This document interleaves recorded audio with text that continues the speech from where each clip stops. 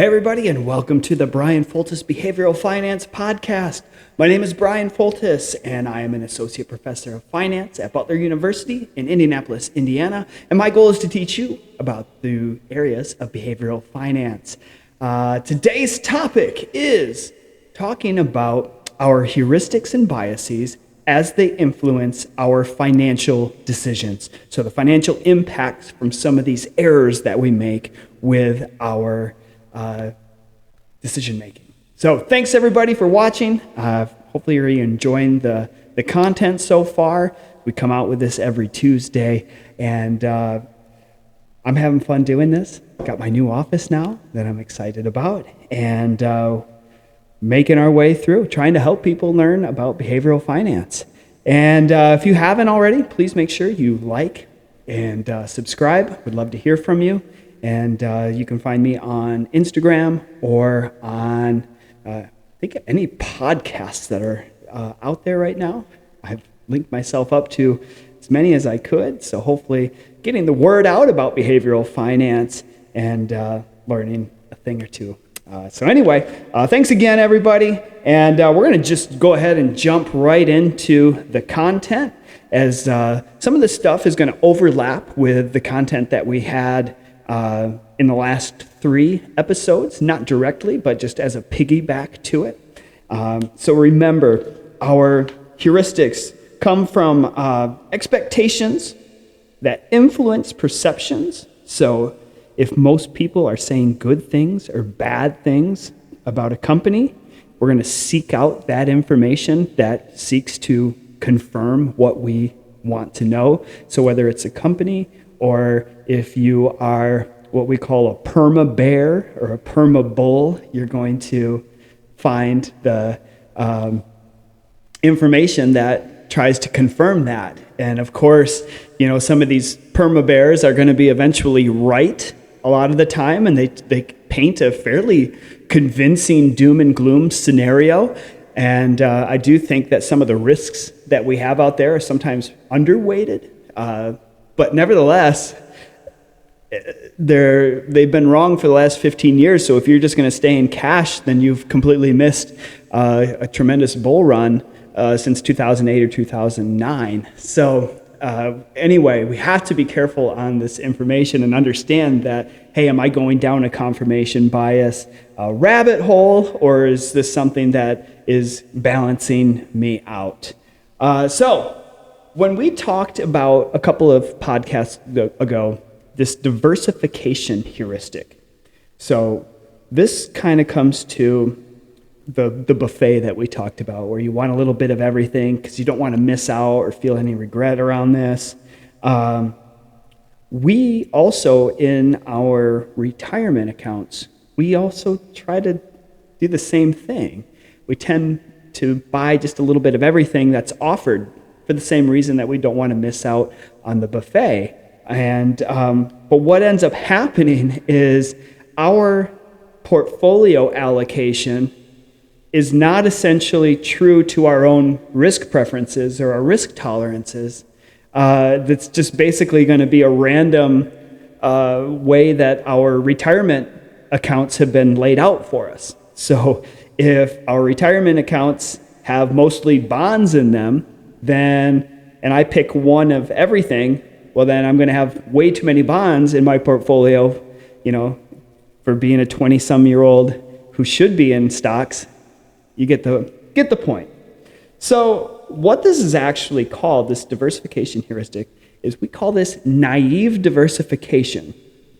And says that we tend to allocate 1 divided by n in our portfolio. So our investments based on 1 divided by n, and n is the number of investment options offered in the portfolio. So again, we're just going to take a little bit, equal amount of everything, and this is going to actually influence our asset allocation decisions. So we actually found this, we thought, it's not we, this wasn't we. This was Bernardsey and Thaler. They wrote a paper on this back in 2001. But what we're trying to do is we try to bring this into a controlled experiment or a controlled survey in order to try to see if these things are actually verified, or kind of go on our hunch to see if this is something that is widespread. But what they did here is, in order to prove this, they came up with 3 groups. And for each group, they had a stock fund, a balanced fund, and a bond fund. So that balanced fund is going to be, it's a fund that is split 50% stocks and 50% bonds. And so for group 1, they were offered a stock fund and the bond fund. So they were offered those 2 options, stock fund and bond fund. For group 2, they were offered the stock fund and the balanced fund. And for group 3, they were offered the balanced fund and the bond fund. And so you can see now, for group 1, the overall allocation range could be from 0% stocks to 100% stocks. For group 2, the range would be, even if you went all balanced, it would be 50% stocks to 100% stocks. So 0 to 100 is the range for group 1. 50 to 100 is group 2. And then for group 3, the most conservative you could be is all bonds, which is 0. Most aggressive you could be would be the balanced fund, which is 50. So 0 to 50. And we said, okay, what is the average allocation for each group? Well, for group number 1, it was 54%. Not quite down the middle, but in that ballpark. For group 2, it was 73%. So as you're seeing here, this trend, it's basically in the middle of the possible ranges. And then group 3, it's actually 35%, so a little bit higher, but still almost gravitating towards the middle. So what they were able to show here, though, is that the option menu, basically, everyone just wanted to split the 2 options. Just split the difference. Whatever's out there, I just want all the options, and I'm just going to split my money because I'm not exactly sure. And at the same time, I don't want to miss out if I get it wrong. And so we'll just split it. And what you find out here is if everyone's doing this, then their asset allocation is not in line necessarily with their risk. Only by coincidence would it be aligned with their risk preferences and time horizon. It's just a matter of what's available. So if we're planning or designing our retirement accounts, we also need to think asset allocation is the name of the game. So that's literally 90% of what investing is trying to do, trying to get your asset allocation in line with risk tolerance. So sometimes we use the old Jack Bogle Vanguard 100 minus your age, or 120 minus your age is what percent in stocks is suggested for an average investor.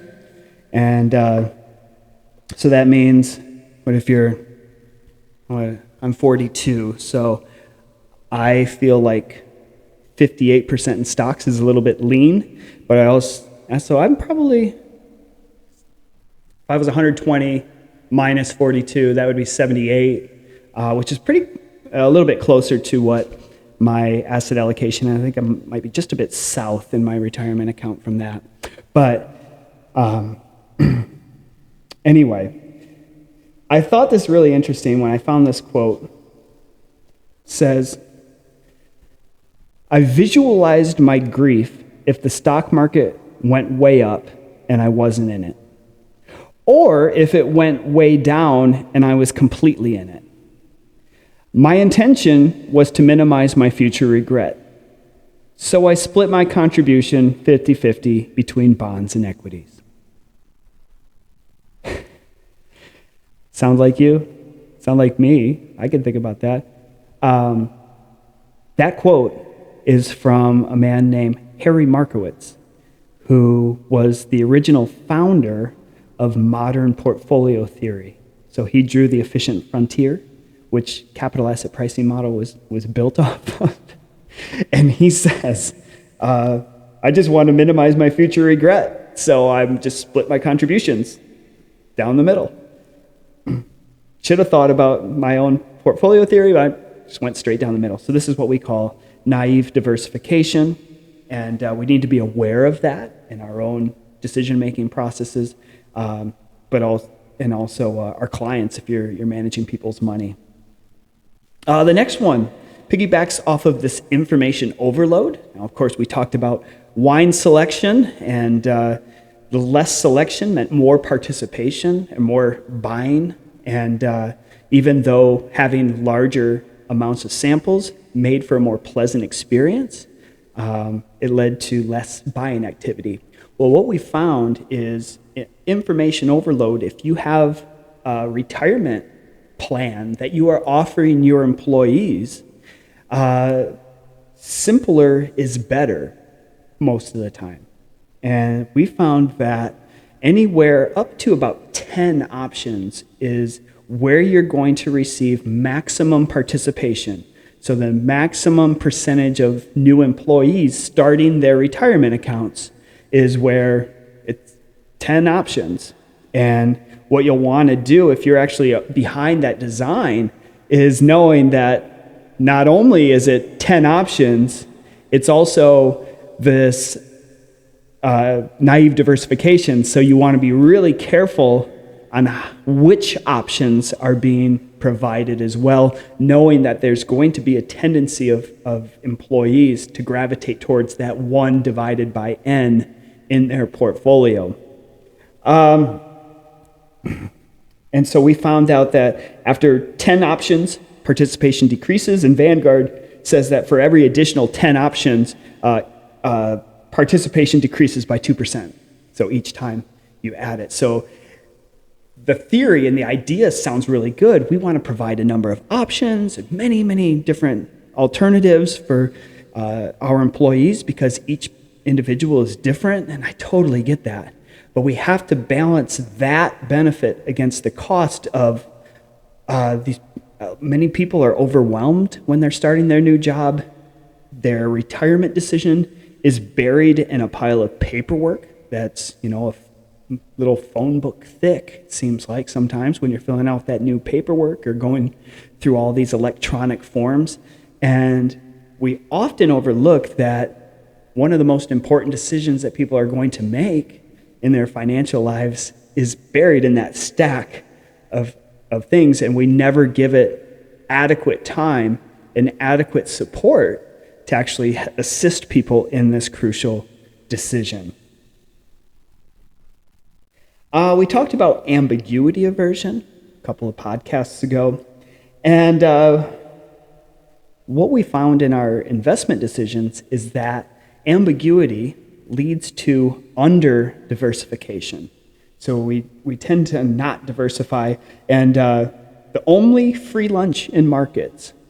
So we talk about in markets there are no free lunches, and somebody said the only free lunch in markets is diversification or proper diversification. And that was also Harry Markowitz. So those of you keeping score, we've got 2 Harry Markowitz quotes in one podcast. You're welcome, everybody. Around this idea of ambiguity aversion and this under-diversification concept is what we call the home bias. So this is kind of built in this aversion here. The home bias is where domestic investors tend to overweight their portfolio in domestic stocks.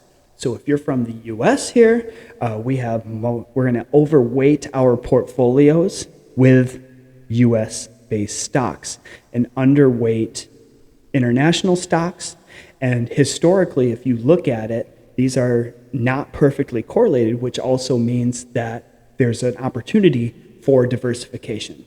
Now, the main goal of diversification is to either maintain the expected amount of returns while minimizing your risk. That's what diversification does. Typically, what we would find in finance is there's always a risk-reward relationship. If you want a higher return, you have to take on more risk. This whole concept of diversification just means that if you want the same reward, you can actually reduce your risk without reducing your expected return. That's the free lunch that we're talking about. So home bias is what keeps us from being truly diversified. That's our main opportunity. And even if you're from Germany, their home bias is they're going to invest mainly in German stocks, and then they might have a little more European stocks, but as the geographic map widens, it also gets to be, they're less diversified or under-diversified in that area. So some explanations around this home bias. Just think about this intuitively, where you go, why would I invest only in U.S. stocks? Why would I invest there? And if we were honest with ourselves, it more or less comes down to comfortability and familiarity.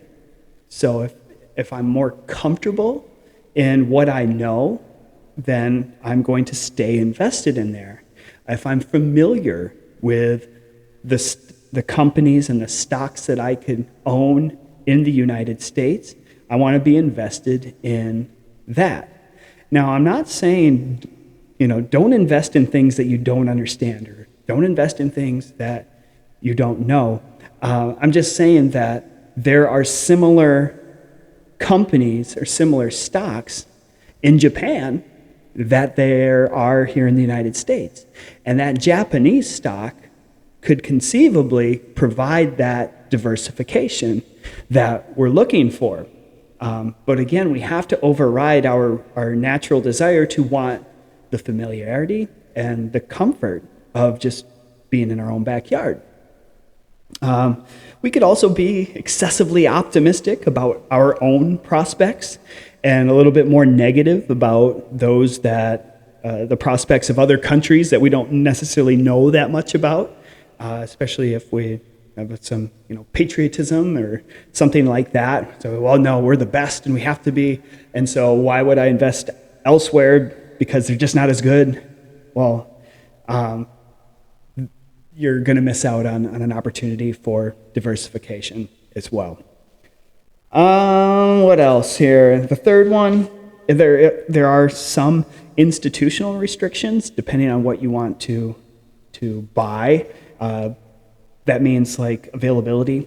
But in 2023 here, there's what we called ADRs, so American Depository Receipts that you can purchase.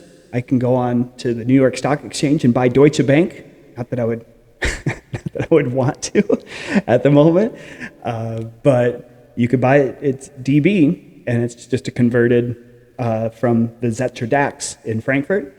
It's just converted into U.S. dollars. You can buy it on the New York Stock Exchange. There's many international companies that you can buy here in the United States as a U.S. investor. Now, the one thing that does stand in the way is there's a marginal tax on that. So you do get international taxed. And the only reason I know that is I own a energy stock that's based in Europe that pays out a dividend. And just a little extra paperwork for my accountant when we do our taxes. But it's automatically done, and it's not an impediment enough to not be diversified internationally for opportunities, especially when there's some really good value outside of the United States. There's always an opportunity somewhere. We just have to broaden our scope sometimes and force ourselves to look outside of the country for these opportunities. So all of this is our home bias. Now, we take home bias to the next level when we focus on overweighting our own regional stocks or even local stocks. So I'm in Indianapolis, suburbia Indianapolis, but here in my world, we hear a lot about Eli Lilly and Salesforce and some of the big companies here in downtown Indianapolis. And I'm sure they're very good companies, but we tend to overweight them in our portfolios as investors. And once again, we're putting too many eggs in this basket unnecessarily, which means if our economy is doing well, then my job will be stable and my portfolio does well. But that also means when the economy goes poorly, my stock's going to get battered and my job stability is also going to suffer. There's no diversification that's going to offset this or balance this out. And so we always want to be thinking about how can I manage or mitigate some of my risk in my own portfolio. And so I'll never forget a conversation I had with a customer during the financial crisis. And he had just lost his job. Well, I take it back. I sold like $300,000 of a short bank ETF. $300,000. And I looked at the cost basis on it, and I saw that he bought it for like $70,000 a while ago, and then the banking crisis happened, and he sold it for $300,000. I said, "How did you get into this?" And the guy told me. He said, "I was working at Bear Stearns, and I could start to see the writing on the wall, what was going to happen. And I couldn't short Bear Stearns because I work in the banking sector, but I actually could buy this ETF that was short the banking industry." He said, "So this profit that I made of $225,000 is my little nest egg as I transition into a new role." And that really stuck with me on how you can hedge some of these things just with a little bit of forethought. And so what I would always do as I watch Michigan State or any sports that I get, Michigan State football, I get pretty heavily invested in. And what I would do is they would always get a big lead and then they would blow it and break my heart time and time again. And what I ended up doing is I always said, okay, Michigan State is favored to win. And so I'll go onto the betting site, and this is really the only speculative betting I'm doing, because I already said I don't bet just for the sake of betting. I do it for either arbitrage purposes or to hedge my happiness. So what I do to hedge my happiness is I bet on the other team, the underdog, to win the game. And so I'll put up $20, and if Michigan State wins, I'm satisfied that they win. I paid my $20, that's gone. But if they lose, then I'm upset that they've lost, but I'm offset because I earned $140 on the game that they were supposed to win. So that deadens the blow, and now I can buy, I can drink my sorrows away with my $140. What people do, though, is that's not how they always bet on their own team. So they're either going to be doubly happy or they're doubly mad. And we also have this home bias with our own sports picking as well. We always overweight what our own teams are going to do or in our NCAA tournament brackets. We always say, Butler was in it. We always overpick them. And then we also overpick our conference teams that are also in these tournaments as well. I find it pretty interesting. This is all just manifestations of this home bias. Okay. Other factors driving the home bias that keep us out, not only it's this language factor, so if something is in a different language, that's going to drive our tendency to away from that stock, and that makes sense. Cultures, so if we see a company with a different culture, that's also our tendency to drive us away from our comfort seeking. Even to the point where CEOs, if they're from a different culture, investors have a tendency of being driven away by that. We just want to be cognizant of that as well. And then there's sometimes a belief that we have, inside information on the companies that we know just because, our neighbor works in the IT department there. We just have this false belief that we maybe know a lot more about this company and are invested in it. But again, we're aligning ourselves when we should be trying to mitigate or deaden the blow and some of this exposure. All right, next thing, and I believe this is our final point. You can believe it. This is our anchoring and adjustment.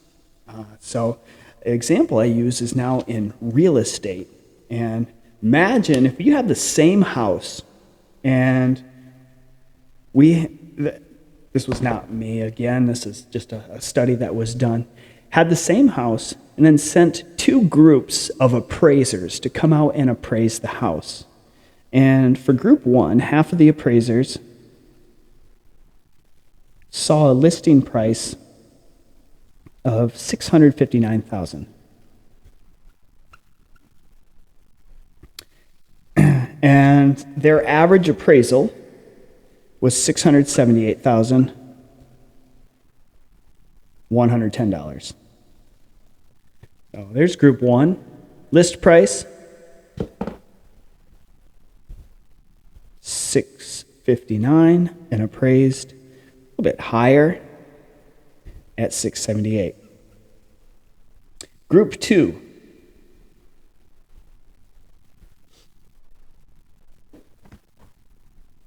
Group two had the listing price that was higher, $839,000, and those appraisals came in at an average of $571,190. A difference of $73,000. So the appraisal came up, I'm going to say just over 10% higher than each group for the exact same house, and the only thing that was changed was this anchoring point, high anchor, low anchor, as depicted by this listing price. So again, we have to be careful on these anchors that are set out here. Listing prices, you're buying something online, you're buying a car, the listing price, have to do your research on this. I lied. The final thing is status quo bias. Status quo is kind of in line with our procrastination, where once we set something, we tend to leave it alone. So in our investments, that means once we set our asset allocation, we have a tendency to leave it alone. In fact, the majority of investors, so you take the median number of times that investors change their retirement over the course of their working periods, is 0. They don't change it. This is status quo. You just leave it alone, mostly led by procrastination for their whole careers. Now, this can be really dangerous, of course, that we're not changing our allocation. I'm just going to show you, and this brings us back to our exponential growth. Just another reason to use exponential growth here. But if you imagine that if you were a 22-year-old, again, I don't know what, these are my seniors in college. That's probably why I use the 22-year-old, or the fact that it would be really nice to be 22 again and not pull my hamstring when I try to run more than 80% of my maximum speed. Allocation here. If you have, let's say they start 50% stocks and 50% bonds. What we found is young investors have a tendency to invest too conservatively, and then they're too aggressive over time. So if we're 50% stocks, 50% bonds, I'm going to say we're going to 10%. I like using that. It's a nice conservative annual historic return for stocks, and we're going to say 5% for bonds. Now, if this individual doesn't touch their investments for 40 years, the way that these grow over time is your 50%, or let's just say you have, I just throw out any number, but I said $50. So if I had $50 in stocks and $50 in bonds, it could be 50, 500, 5,000. It's not going to change the percentage, the way that these grow. I just use 50. But my stock is going to grow 1 plus 0.10 to the 40th power, because we're going to hold this for 40 years.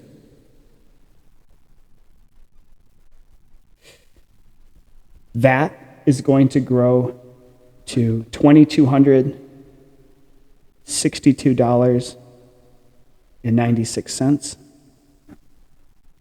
My bond is going to grow 50 times 1.05 to the 40th power, and that will be $352 exactly.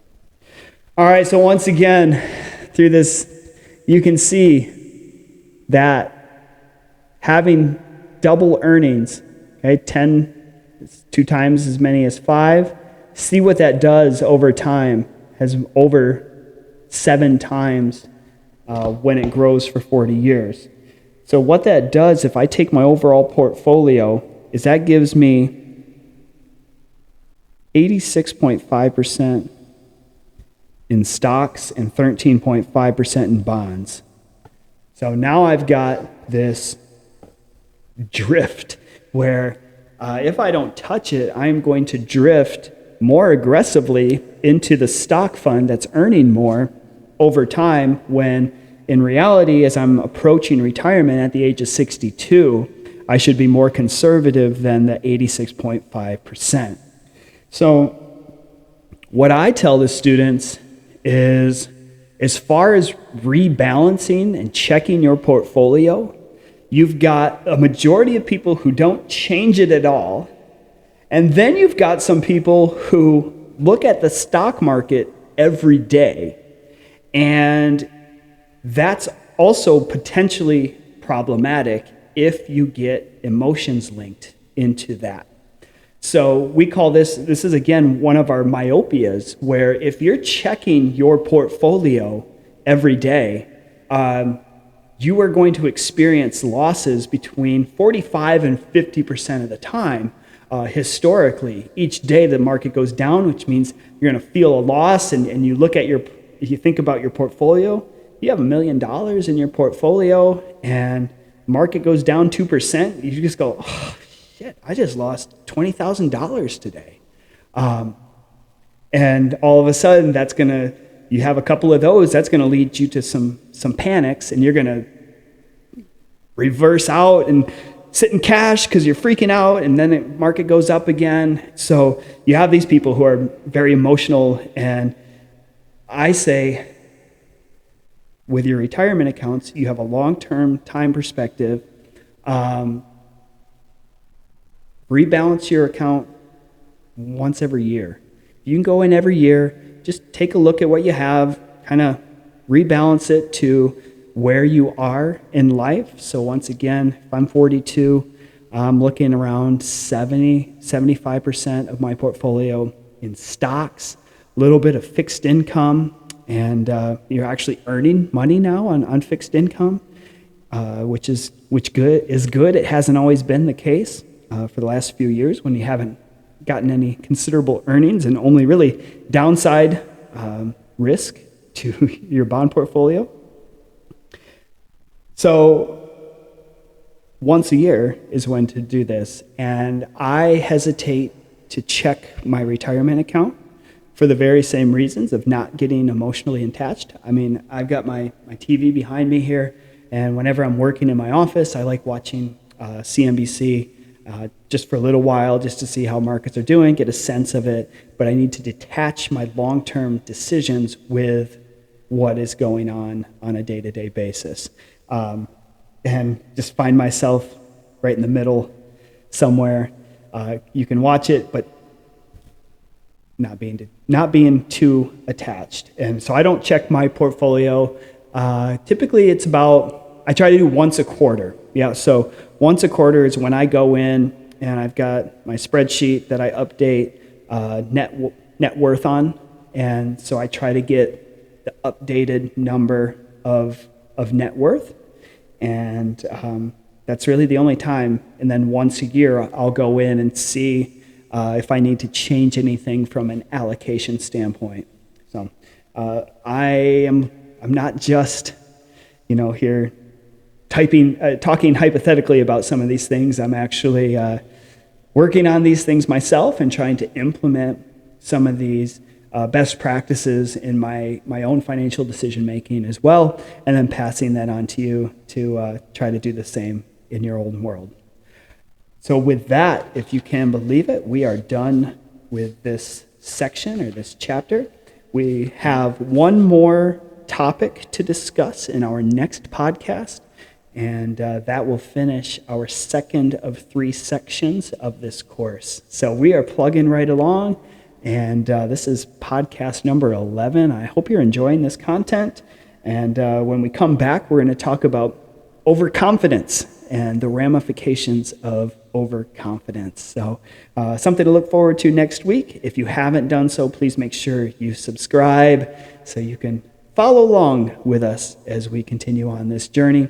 If you need anything from me, always reach out and find me on Instagram, bryanfoltice.com, BRYANFOLTICE.com, or just hit me up on YouTube. Love to hear from you. Love to help you in any way possible. You need me to come speak, teach a class, teach your group, congregation, anything, I'm here to help as well. Spread the word about this interesting topic of behavioral finance. So with that, signing off, have a wonderful week, and we'll see you next Tuesday.